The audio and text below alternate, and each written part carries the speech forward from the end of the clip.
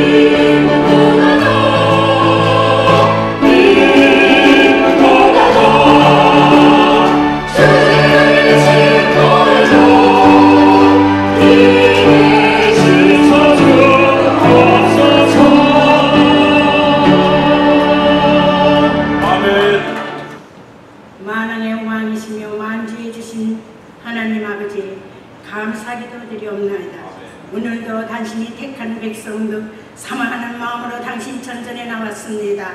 하나님 말씀으로 점검받는 이 시간 되기 원하옵니다. 그동안의 삶 속에서 하나님 알게 지은지 모르게 지은지 허다고만 하나님의 구원의 사역으로서 하나님 우리를 구원받고 죄인으로서 그동안에 하나님 아버지 구원시켜주신 그 은총을 감사하고 감사를 드리옵나이다. 진정과 신령으로 예배드리는 자에게 은혜를 내리신다 하셨사오니 몸을 다하여 목숨을 다하여 진정으로 예배드려서 하나님이 기뻐하시는 예배가 이루어지기를 원하고 기도합니다.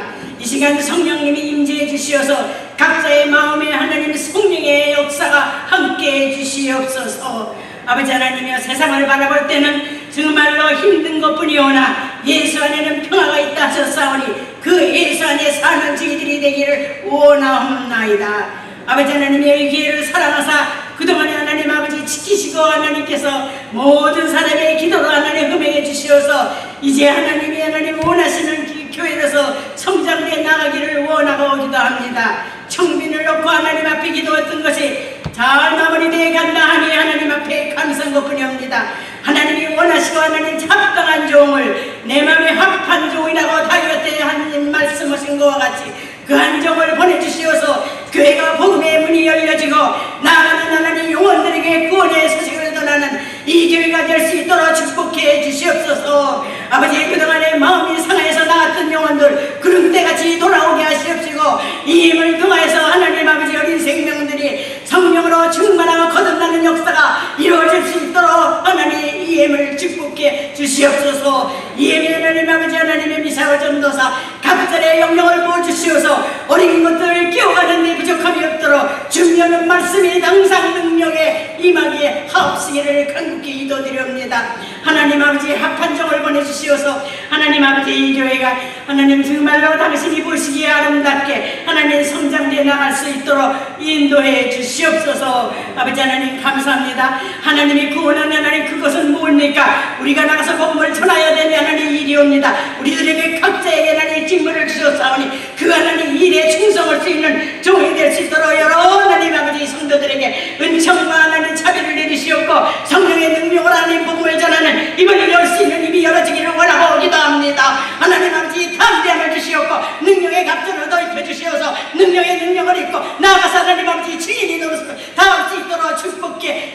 주시옵소서. 기한종 주님의 목사님 세우셨습니다. 그동안에 여러 가지 다른 데 수고하셨는가 하나님 맞습니다. 그러나 그 아들 하나님께서 지금까지 붙드셨습니다. 하나님 채워도 하나님 읽어도 하나님 80이 되어도 내가 버리지 않는다는 하나님 말씀이 있습니다. 아들을 하나님께서 더 쓰실 수 있는 귀한 하나님 앞으로 하나님 더 쓰임받는 귀한 종이 되게 하옵소서. 오늘도 말씀을 전하실 때 그 말씀이 우리의 영혼이 깊이 새겨져서 그 말씀으로 일주일을 승리하게 하시옵소서. 하나님 또 하나님 아버지 기도합니다. 하나님 아파서 고통을 당하는 영혼들이 있습니다. 하나님 아버지 하나님의 아픔이 하나님 원치 않으건만 우리가 하나님 잘못해서 하나님 병들었는지요 우리가 하나님 아버지 어떻게 해서 했는지 하나님 아파옵니다. 하나님께서 하나님 피 묻은 송소 피 묻은 오른손으로 안수해 주시옵소서. 각자의 심정에 안수해 주셔서 아픈 부분을 하나님께서 어루만져 주셔서 개를 입고 하나님 승리하며 일어날 수 있는 굳건한 믿음과 하나님 아버지 승리를 이루어질 수 있도록 축복해 주시옵소서. 하나님 아버지 정말 하나님 아버지 오늘도 하나님 아버지 먼 데로 탈출해 나간 사람들이 있습니다. 하나님 아버지 어느 가는 하나님 아버지 세상에 어두워서 나가는 길을 오는 길을 지켜주시어서 저들이 무사하게 하나님 다녀올 수 있도록 축복해 주시옵소서. 모든 것을 주님이 주관하실 줄을 믿사오며 이 부족한 이 하나님 앞에 기도한 거 다 흠행해 줄 줄을 믿고 하나님 믿음으로 구하는 것마다 받았다고 생각하라 하신 말씀 하나님 아버지 기억하면서 아뢰습니다. 하나님 흠행해 주시옵소서. 모든 것을 예수 그리스도의 이름 받도록 감사하며 기도 올렸사옵나이다.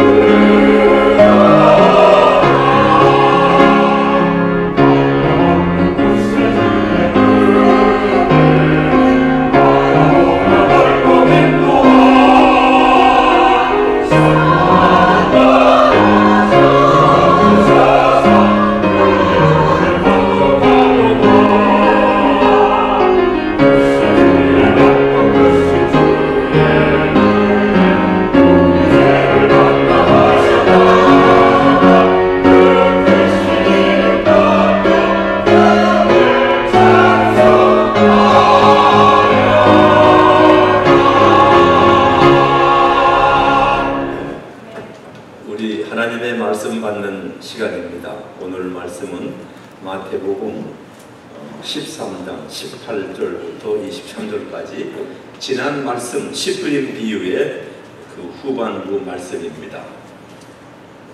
마태복음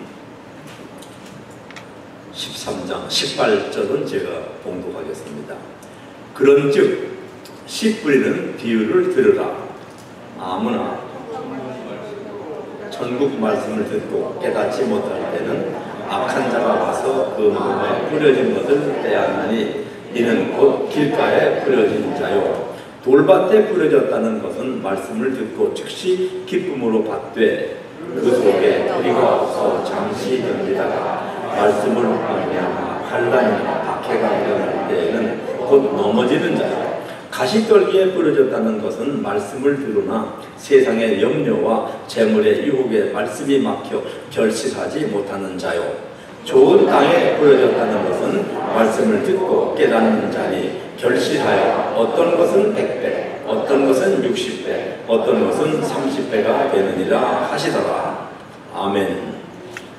거룩하신 하나님, 말씀 앞에 부족한 죄인들 머리 숙였나이다. 말씀에 담긴 진리, 말씀의 열매, 말씀의 성장, 말씀의 열매를 맺는 저희들 되고 싶사오니 주님 오셔서 우둔한 저희들 계시의 영으로 일깨워 주시옵시고 참된 말씀의 열매를 안고 열매를 맺히며 사는 저희들 되게 인도하여 주시옵소서. 예수님의 이름으로 감사하며 기도드리옵나이다. 우리가 지난주에 성경의 말씀들이 모두 중요하지만 그 중에 예수님의 말씀이 더 중요하고 그 중에도 비유의 말씀들이 더 중요하다고 했습니다.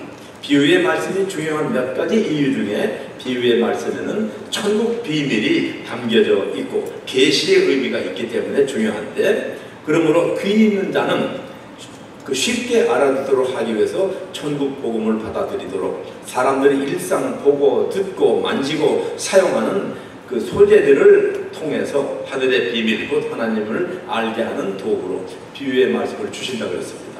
그런가 하면 천국 비밀을 깨닫지 못하는 자들에게는 아예 알아듣지도 못하게 하시기 위해서 비유의 말씀을 하신다고 했습니다. 그 말씀이 마가복음 4장 11절 11절에 하나님의 나라 비밀을 너희에게는 주었으나 외인에게는 알아듣지 못하는 사람에게는 모든 것을 비유로 하나니 이는 그들로 그 외인들로 하여금 보기는 보아도 보지 못하고 듣기는 들어도 깨닫지 못하게 하여 돌이켜 죄 사함을 얻지 못하게 하려 함이라 하였습니다. 그리고 이런 비유의 말씀이 신약 성경에 어떻게 보느냐에 따라 한 27가지의 예수님의 비유의 말씀들이 있습니다. 그 중에 우리가 지난주에는 씨 뿌림의 비유의 첫 번 부분을 우리가 배웠는데, 씨앗은 누가 생각해도 말씀입니다. 그래서 말씀은 뿌려져야 한다는 것이고 말씀 선포 없이 열매를 기대할 수가 없다는 것이죠. 그래서 사랑의 말씀, 생명의 말씀, 진리의 말씀을 누군가가 널리 뿌려 퍼뜨려야 하는데, 그것이 바로 우리가 복음 전파하는 농부들로서 많이 뿌릴 적에 하나님이 열매를 추수하게 될 것입니다. 복음의 씨를 뿌린 다음에 받아들이고 회개하는 사람이 있는가 하면 받아들이지 않고 세상에 묻혀 사는 그것은 그 사람의 선택이다. 만일 복음을 전하지 않아서 듣지 못했다면 그 책임이 전하지 않은 사람에게 있고, 에스겔서는 그 책임을 아주 두렵게 말씀하십니다. 여호와께서 그 핏값을 내 손에서 찾을 것이라 하셨는데, 저 사람의 구원받지 못한 죄를, 그 책임을 우리 복음을 믿는 사람들이 전하지 않았다면 우리에게 물으신다는 것입니다. 그리고 그 다음에 우리가 배운 것이 길가와 같은 마음의 씨앗이 뿌려진다면 악한 자가 와서 그 씨앗을 훔쳐간다, 빼앗아간다 하셨습니다. 무서운 경고의 말씀입니다. 이상이 지난주에 예수님의 비유의 말씀을 강해를 시작하면서 나눈 말씀들입니다. 우리가 농사, 씨가 있으면 농사를 짓는데 씨는 대단히 중요합니다. 씨가 좋아야 합니다. 농부들이 가을에 좋은 씨를 이렇게 모아서 내년 봄에 뿌릴 종자씨로 두는데, 저는 그걸 직접 제가 우리 외갓댁에서 본 적이 있습니다. 여기 아마 젊은 사람들은 그 벼가 뭐 나무에 따오나 벼를 어떻게 관리하나 잘 모르실 수도 있어서 제가 말씀을 드리는데, 우리 외갓댁에 가면 그 가을에 추수를 다 한 다음에 이제 씨를 골래, 벼씨, 씨죠, 종자씨죠. 그걸 골래 둡니다. 어떻게 하냐면 이만한 많은 그 양푼 있죠. 거기다가 물을 부으면 물이 뜨겁지도 차갑지도 않게 부고 거기다 삶은 계란을 넣으면은 삶에 좀 가라앉아 버립니다. 무게가 있어. 그 다음에 어떻게 하냐면 소금을 한 숟갈씩 그 물에 부읍니다. 그럼 물에 소금이 녹죠. 그럼 붓고 또 적고 그 소금을 붓고 자꾸 소금 농도가 깊어지면 깊어질수록 계란이 이렇게 떠오릅니다. 계란이 떠오릅니다. 그럼 그때 딱 멈춥니다. 소금 붓는 거 멈추고 소금을 저리치고 그러면 그 다음에 거기다가 이제 아주 좋은 벼예요. 제가 봤을 때 참 굵고 아주 여무른 그런 벼를 이만한 갖다 확 쏟아붓죠. 그러면 거기서 쭉쟁이 덜 여무른 건 다 떠오릅니다. 아무리 좋은 걸 골랐다 하더라도 그럼 그거 다 건져냅니다. 건져내고 가라앉아 있는 거, 그 약간 소금이 있는 물에 가라앉아 있는 것만 이제 물을 따라 끓여가지고 두꺼운 수건에 써서 말립니다. 이렇게. 그런 다음에 공기가 잘 통하는 천으로 만든 자루에다 넣어서 그거는 천당 구석에 매달아줍니다. 그 내년 봄에 먹을 거 굶어 죽어도 그거는 먹지 않습니다. 종자씨이기 때문에 그게 씨입니다. 그만큼 씨가 중요한 것입니다. 근데 농부가 씨를 뿌릴 때는 열매를 기다리고 씨를 뿌리죠. 그 농사의 원리에 가장 중요한 것은 기다림입니다. 이 기다림이 쉬운 것이 아닙니다. 농부의 지혜를 우리가 배워야 됩니다. 오늘 씨를 뿌리고 내일 열매를 바라는 사람은 농부는 아무도 없습니다. 그런데 우리 오늘의 삶은 세상 모든 것이 즉각적입니다. 인스턴트, 3분을 못 기다립니다. 그렇죠? 마이크로 오븐 해서 금세 돼야 되는데 옛날에는 남편이 배가 고파도 마루에 앉아서 아이고 빨리 가져와 그러죠. 그럼 아내가 부엌에서 뜸이 들어야 먹죠. 그러고 안 가져옵니다. 아무리 밥이 됐다 하더라도 뜸이 들어야 먹는 거 아닙니까? 그래서 뭐라고 하냐면 아니 우물에 가서 숭늉 달라 그러시오. 그래서 핀잔 하나 맞는 것이죠. 그래서 인정이 있는 그 아내는 그 책상에 붕어빵이나 먼저 드세요. 그러면 남편이 붕어빵을 이제 요기를 채워 먹다가 아시죠? 그렇죠? 여보 이 붕어빵이야? 붕어빵 없어. 그러고 뭐라면 가만히나 있지. 아니 빈대떡에 빈대 드는 거 봤어요? 그런 것이죠.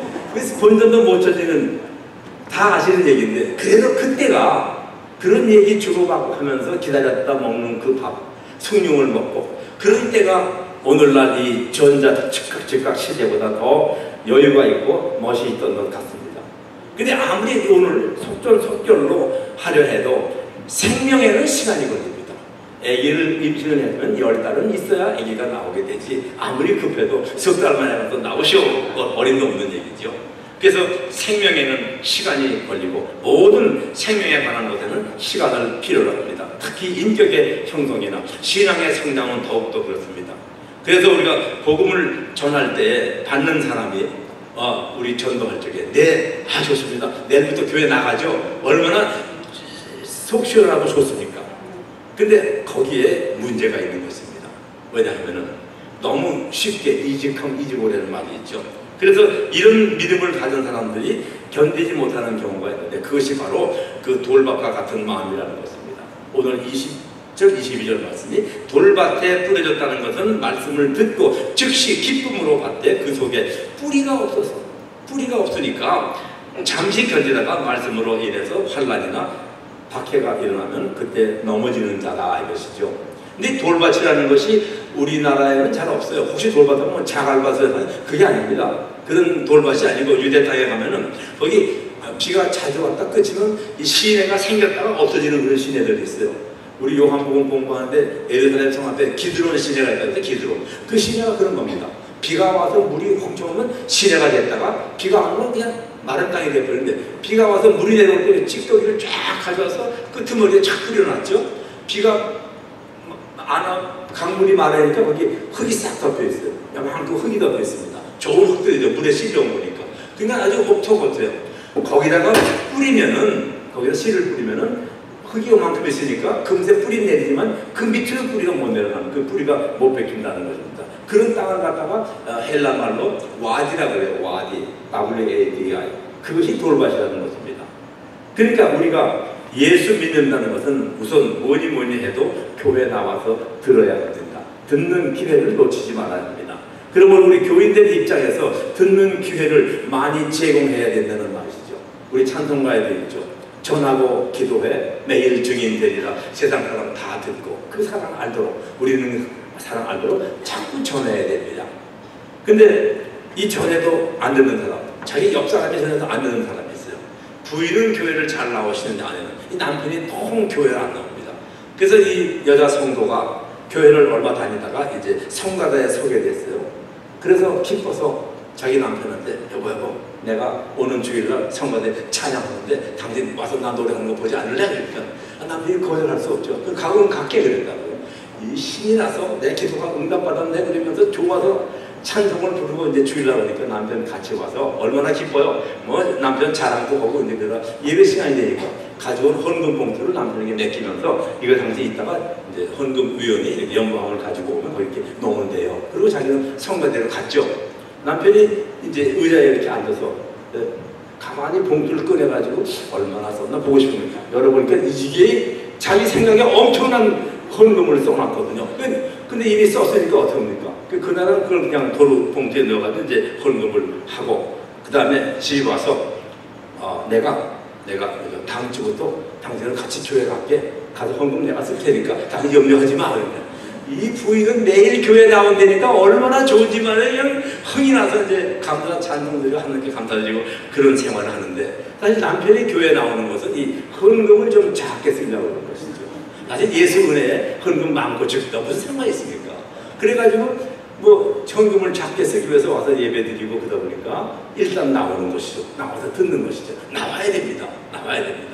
목사님 말씀 속에 하나님의 사랑이 있고 구원의 은혜가 있고 또 좋은 도덕적인 교훈도 있고 찬송을 부르고 점점 그 말씀과 찬양이 이 사람 속에서 이게 씨앗이죠. 역사가서 열매가 나는 것인데 그래가지고 신앙이 성장해서 나중에 그 교회에 아주 훌륭한 장로가 됐다는 이야기도 있습니다. 그러니까 교회는 부지런히 나오는 것입니다. 주일 예배뿐이 아니고 3일 예배, 새벽 계단, 성경 공부, 제자 훈련 그저 틈나는 대로 참석해야 합니다. 세상 일도 우리가 게을러서 안 되죠. 세상이 얼마나 중요합니까? 우리의 정말 생존의 문제가 다 있는 건 세상 일 아닙니까? 직장, 사업체 다 열심히 해야 되지만 그러나 우리가 우선순위를 알아야 됩니다. 교회 일이 먼저이고 교회 참석이 먼저입니다. 만일 세상 일을 다 하고 교회 생활을 차선으로 미룬다면은 그러면은 그 신앙 생활에는 인격 변화도 기대하기 힘들고 예수님을 다시 만나서 하나님의 진리의 말씀을 깨닫는 그 기쁨을 놓치게 되고 말 것입니다.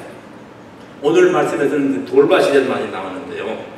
돌밭에서 그것은 첫째 말씀을 감상적으로 받아들였어요. 일단 교회 오시긴 왔는데 말씀을 감상적으로 받아들였습니다. 부흥회에 처음 참석해서 할렐루야 아멘하고 손뼉을 치고 그랬는데 나와서 뭐 이렇게 기뻐 그러면 나도 잘 모르겠어. 이게 돌밭 같은 마음입니다.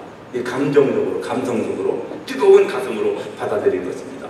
그러니까 그것은 필요합니다. 그렇지만 그건 어떻게 하냐 부분적입니다. 우리 감정적으로 감성적으로 받아들여야 됩니다. 기뻐해야 됩니다. 그건 부분적이고 감정적으로 받아들이는 신앙이 지적으로 이해가 되고 삶의 실천으로까지 이어질 적에 믿음의 뿌리가 내려지고 열매가 나오게 됩니다. 또 어떤 성도는 아주 지적으로 받아들이는 그것을 만족하는 성도가 있습니다. 성경 공부하면 아주 재밌게 합니다. 그러면서 옳은 말씀, 좋은 말씀, 그 찬사를 보내면서 지적 매력을 느낍니다. 근데 이것도 문제가 있습니다. 머리만 깨어지고 머리만 자라지 가슴이 싸늘합니다. 아무리 열매 맺지도 못합니다. 시험하면 목사 설교나 비판을 하고 그리고 교회 선교 방식이 자기 나름대로 해석하면서 그 틀렸다 좋다 하면서 말이죠. 성경적이 아니라고 하면서 자기의 지적 자랑을 찾는 기회를 그런 성도들이 돌발 같은 마음입니다. 예수 믿으면 많은 축복을 받습니다. 여러분 체험해서 아실 겁니다. 제일 첫째 축복이 뭡니까? 죄 용서함, 죄사함의 축복입니다. 근데 죄사함 받았다면 남을 용서할 줄 알아야 하는데 자기는 죄사함 받는 걸 기뻐하면서 남을 용서하지 못하는 것 돌밭과 같은 마음인 것입니다. 어떤 사람은 재물로 축복도 받습니다. 사업이 정말 매사가 잘 됩니다. 형통합니다. 돈으로 축복을 받았다면 돈으로 일을 해야 합니다. 건강에 축복을 받았다면 건강으로 해야 합니다. 건강 얻었다고 쾌락으로 낭비하고 방탕하면 그건 주신 축복이 아니고 잘못 사용하는 것입니다. 또 우리가 똑똑한 지혜, 총명을 받았다면 그것을 잘 가르치고 계획하는데 사용해야 합니다. 모든 축복은 사명에서 열매를 맺는 것입니다. 제가 언젠가도 말씀드렸고 또 여러분도 아시고 있는 예화를 또 말씀드립니다. 슈바이처 박사 아시죠? 그분은 1950년대 중반에 노벨 평화상을 탔습니다. 얼마나 자랑스러워요. 그리고 까뮤라는 불란서 문학가는 같은 해에 노벨 문학상을 받습니다. 200만 불이라고 해요. 그때 200만 굉장히 많은 겁니다. 슈발츠 박사는 그 돈을 가지고 아프리카에 어린이 병원을 지어줬습니다. 지금도 병원이 있다고 합니다. 까뮤 그 문학가는 그분은 그 돈을 가지고 자기 별장을 짓고 별장이 완공됐다 소식을 그걸 입주하러 가다가 교통사고로 죽어버리고 말았습니다. 참 애처로운 일입니다. 두 분 다 훌륭한 사람입니다. 저는 여기서 하나님이 까뮤가 그 많은 공짜로 생긴 거 그렇죠? 하여튼 윈폴 프라핏이죠. 그걸 잘못 섞인 이기적으로 사용했기 때문에 하나님이 벌을 내리셨다고 생각하지 않습니다. 하나님은 그렇게 야비하거나 몰인정하시는 분이 아니라고 믿습니다. 그러나 우리가 이 두 사람이 같은 그 노벨상을 받아가지고 사용처가 얼마나 다르게 썼나 하는 볼 쪽에 우리의 깨달음이 있으리라고 믿습니다. 일본의 여류 문학가 미우라 아야코 아시죠? 빙정을 쓴 여자에게 빙정. 그 여자가 이런 글을 썼습니다. 돈은 번 것이 자기 것이 아니라 쓴 것만이 자기 것이라고 했습니다. 돈뿐이 아니고 하나님 주시는 모든 복은 하나님의 사랑을 나누고 하나님의 진리를 증거하는데 사용할 때에 가장 값진 것입니다. 그리고 그 쓰임은 사회를 변화시키고 그 인류를 변화시킵니다. 세상을 아름답게 만드는데 기여하는 쓰임이고 여기에 하나님의 함께 하시는 행동적 감격, 그것은 그 경험하지 보지 않은 사람은 모릅니다. 하나님이 함께 하시는 그 기쁨, 내가 내 것을 가지고 세상을 위해 썼다, 어려운 사람을 위해 썼다, 세상의 평화를 위해 썼다, 복음을 전파하기 위해 썼다. 너무도 기쁜 감격. 그리고 우리가 이제 그 세 번째로 생각해야 할 것이 가시덤불밭이라고 했습니다. 가시떨기에 뿌려졌다는 것은 말씀을 들으나 세상 염려와 재물의 유혹에 말씀이 많게 결치하지 못하는 자요. 흙은 옥토인데 거기에 가시덤불이 막 자라 있습니다. 여러분 그런 거 보신 적이 있을 거예요. 그러니까 이런 밭에서는 씨앗이 아무리 좋은 씨앗이라도 기운이 막혀서 자라지를 못한다. 흙의 영양이 전부 가시덤불로 빨아가 버리고 이 씨앗은 겨우 조금 자라서 요만큼 싹이 난 다음에 더 이상 자라지 못하고 농부가 기대하는 열매도 맺지를 못합니다.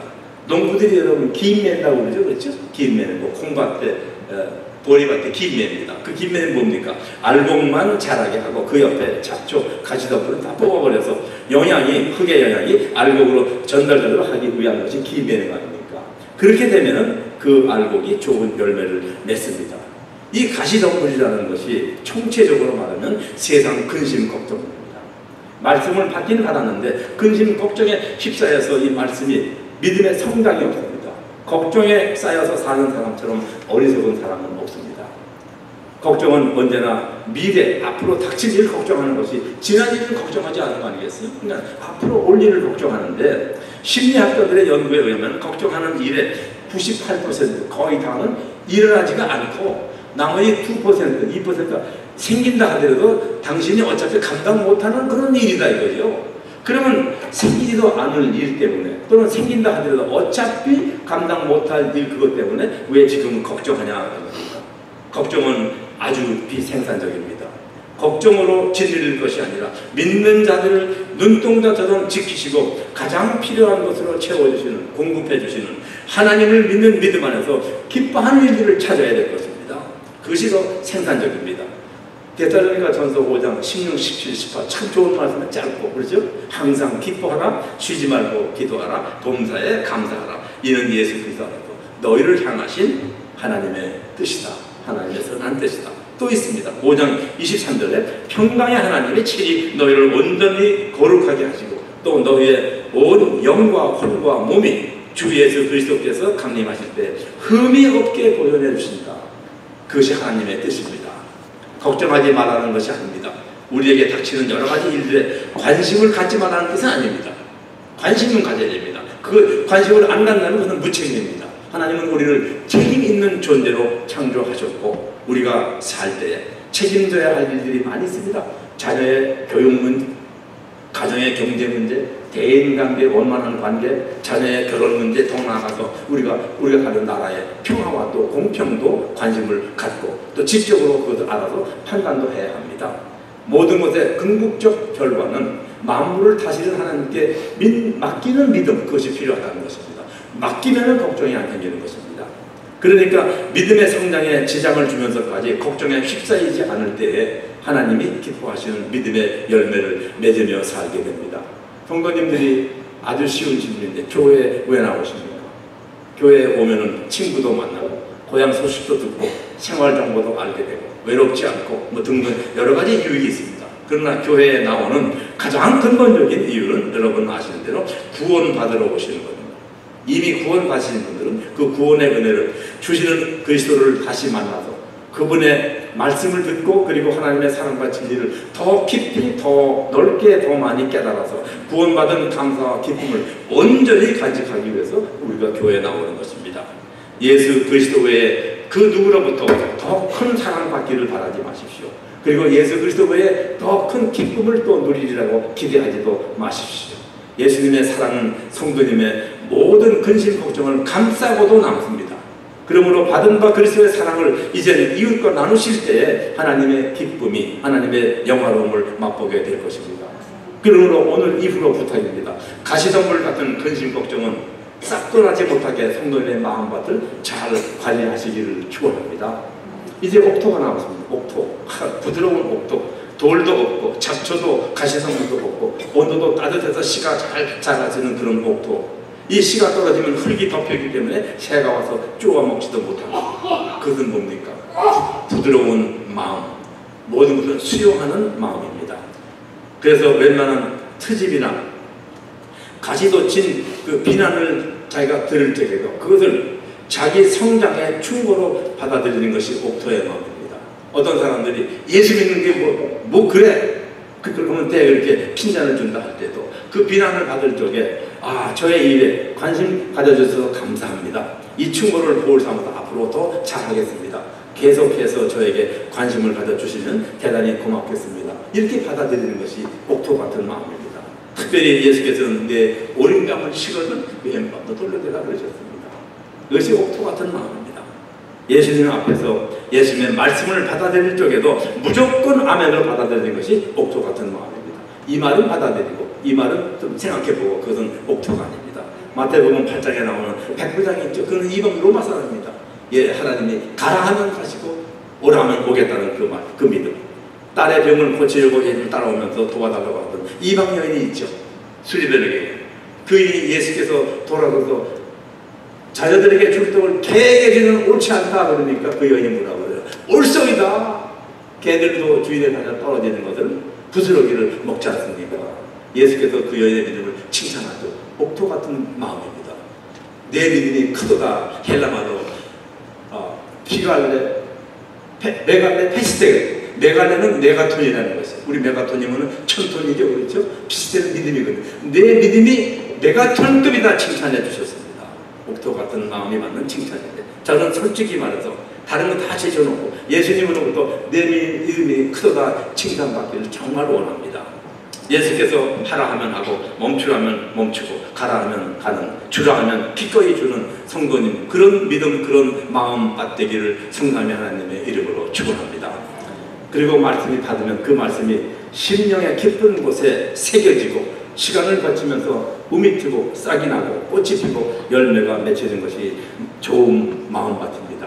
마음밭에 새겨진 말씀에서 생명적 변화가 일어나고 생명적 변화가 그 사람의 속으로부터 변화를 이루어내는 것입니다. 이것이 말씀의 능력이요 말씀의 역사입니다. 이 말씀의 능력은 모든 것을 거룩하게 변화시킵니다. 아브라함이 75세에 하나님이 내 고향 친척 아비를 떠나라 하니까 떠났습니다. 99세에 얻은 외아들을 이삭을 모리아 산에 가서 바치라 하니까 바칩니다. 물론 하나님이 칼을 애기 전에 내 이삭에게 칼을 대지 말라 하시고서 그 뒤에 숲에 있는 걸려있는 수양을 갖다가 제사를 지냈죠. 그때 하나님이 뭐라 하십니까? 내가 이같이 행하여 내 아들 내 독자도 아끼지 아니하였은즉 내가 네게 큰 복을 주고 내 씨로 말미암아 천하 만민이 복을 받으리라. 창세기 22장 16절 18절 말씀을 요약한 것입니다. 옥토와 같은 마음 또 그 마음으로 말씀을 받아들이고 마음으로 그런 믿음으로 받아들이고 믿음으로 보고 믿음으로 행합니다. 그리고 한 가지 더 믿음으로 여호와 하나님께 맡기는 것입니다. 내가 깨닫고 행하고 나서만 그 되고 안 되고는 하나님께 맡기는 믿음입니다. 그럴 때 그 말씀의 씨앗이 하나님의 역사로 30배, 60배, 100배의 결실을 맺게 된다고 하십니다.